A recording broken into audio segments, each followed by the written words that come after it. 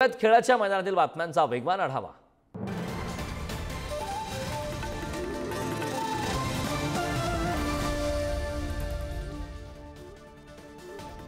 काल झालेल्या सामन्यात गुजरात टायटन्सने 39 धावांनी कोलकाता नाइट रायडर्सचा पराभव केला। उत्कृष्ट गोलंदाजीच्या जोरावर गुजरातने या हंगामातील 6वा सामना जिंकलाय।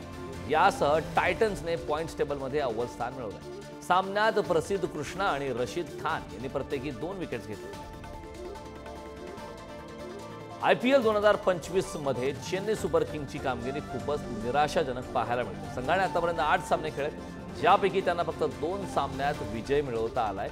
चेन्नई सुपर किंग्स संघ सध्या IPL 2025च्या पॉइंट्स टेबलमध्ये 10व्या स्थानावर आहे।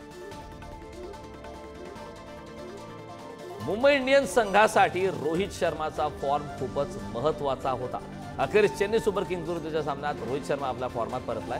त्याचबरोबर रोहित शर्माच्या नावाचं स्टँड आता वानखेडेच्या मैदानावर तयार करण्यात येणार आहे।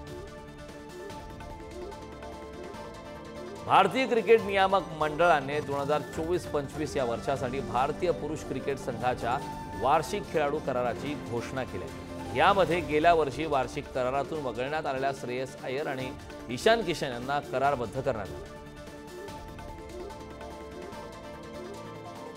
पाकिस्तानचा माजी कोच जेसन गिलस्पी याने पाकिस्तान क्रिकेट बोर्डावर गंभीर आरोप केला। यावेळी त्याने पगार बोलल्याचा आरोप केला, तर पाकिस्तानच्या क्रिकेट बोर्डाकडून नोटीस पिरियडचा दाखला देण्यात आला।